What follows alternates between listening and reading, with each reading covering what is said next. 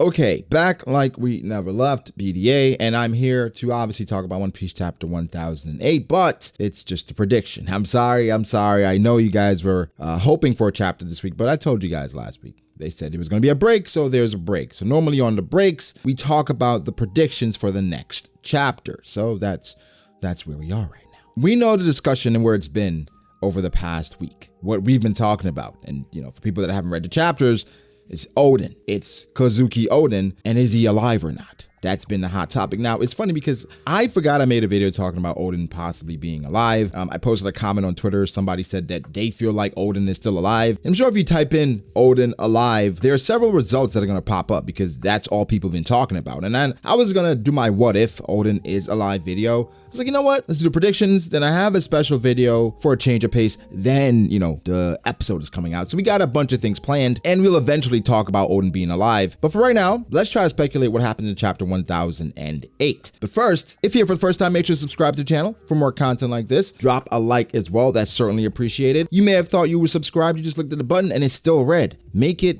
white.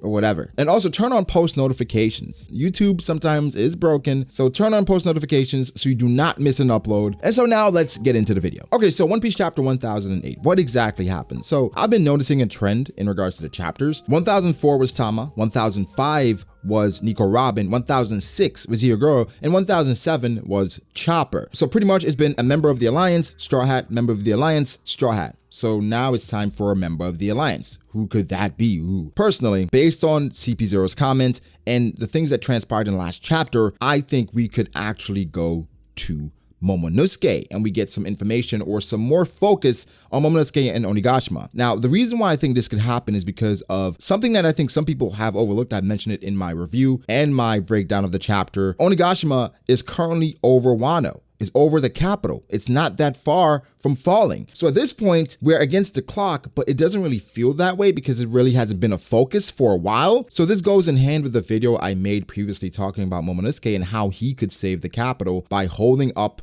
Wano, or rather holding up Onigashima like Oden held up his scabbards. But for him, he'll be holding up the entirety of the Alliance, maybe not for an hour, but for a while via some help or some other means. And of course, Chopper's Rumble Ball could play a factor. Now that's something people have been talking about, where if another Zoan eats Chopper's Rumble Ball, what could happen? That could be the thing that forces Momonosuke to mature, because I don't think Shinobu's Devil Fruit is going to do it. A Rumble Ball could be the thing that does it, also via Yamato's aid. So a lot of things are working in Momo's favor, I think. And again, Momo is not a Straw Hat, but a member of the Alliance against Kaido. So that really seems like it could be a focus. Would I love it? Absolutely, because again, we're not going to focus on Momo the entire chapter, but I think getting a reveal of Yamato's Devil Fruit and just that whole interaction would be awesome, because we didn't see exactly how she feels or what she says about Momo's appearance, because, you know, it was a surprise. Momo just popped out her titties and, oh wow, he's an eel. Not really, but that's what she said. She called him an eel, the same way Luffy called him an eel when he first saw him. So there are parallels there. So Oda could really play with that. However, outside of the rooftop, it's been clear that Oda is not going to focus on one singular thing. He's going to focus on what the chapter title is about,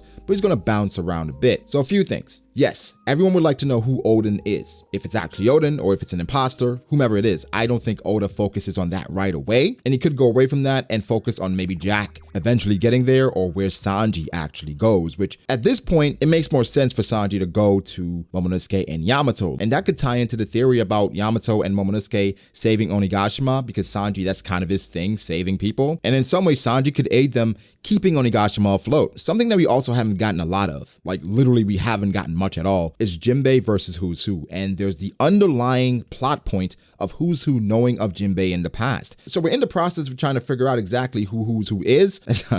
That sounded so weird, but that's where we are. But also to see a bit of the fight, because we haven't seen anything. For me, the best thing that could happen is Oda going back to the rooftop.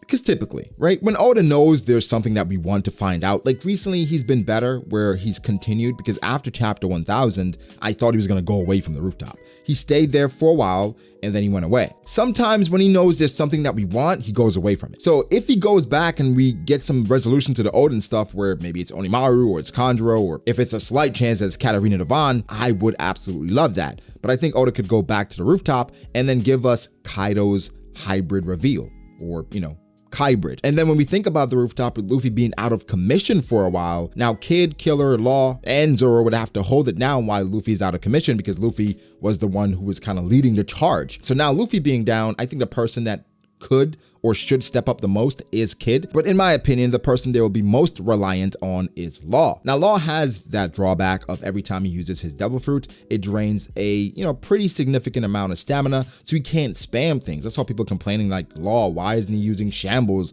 for Luffy and Big Mom and Kaido's attacks? Law used Counter Shock, he used Gamma Knife, and he used, he did use Shambles a few times. He used Tact. So he's been using a lot of moves. And for Law, again, it drains a lot of his stamina. And now at this point, I think is going to be tested because he's going against Hybrid Kaido. And of course, Big Mom is still on the rooftop as well. Now, you may be saying Kid is there, Killer is there, and Zoro is there. I think for the most part, Zoro will probably be protecting Luffy and protecting his body while he's trying to recover. Something that I always try to clear up in regards to Luffy and him being out of commission is that he can run when he's out of hockey. He can do that. It's just that versus Doflamingo, he chose not to because in his words, he wasn't sure what Doflamingo might do. Like for Katakuri, after he fell out of Gear 4th, he ran and got Brûlé and got out of the Mirror World. So he can do the same things here, but I think it'd be better if Zoro is protecting him while he can't really defend himself with the drawback of not using hockey. There's still a small subsection of people that are worried about King, Marco, and Queen. Now, I don't think Chopper is going to 1v1 Queen or anything. I see people have been jumping to some conclusions saying that Chopper can probably fight Queen and beat Queen now. I'm like, slow your roll, buddy. Slow your roll, toots. I don't think Chopper is beating Queen. I think it was a cool moment and a really, really cool moment for Chopper.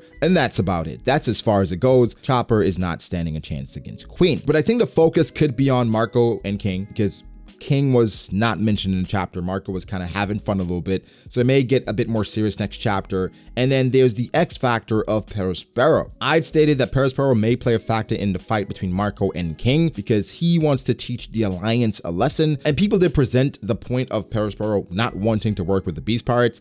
But I think at this point, he's been disrespected more by the Alliance members. So he's like, okay, you know what? I don't want to work with Kaido and them, but I understand that we have to neutralize this threat. I will sabotage this alliance at some point. So for Perospero, I think it makes more sense to somehow restrict Marco the same way he was restricted at Marineford. I think this is the great thing about the One Piece chapters, and this goes back to what I talked about in an interview that Oda talked about, where he tries to pack as many things as possible into a chapter because he has restrictions on how many pages his chapters can be. So, every chapter when you go back and reread is so much going on, but some people have criticized Oda in the past saying, oh, Oda just tries to pack so much in there, we can't really follow. That's not true. It's really easy to follow manga, right?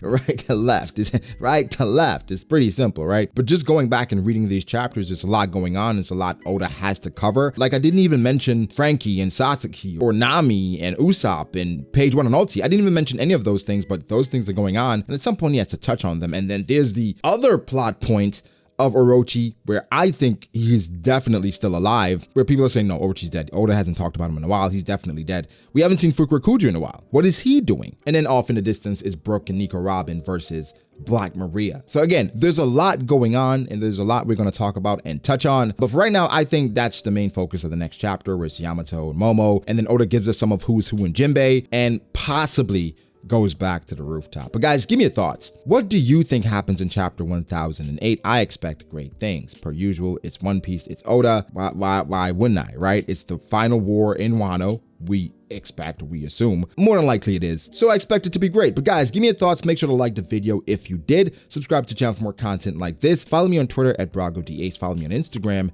at BragoD.Ace. Thank you to my patrons. I appreciate all you guys so much. Guys, again, like, subscribe, and I'll catch you in the next one. Peace.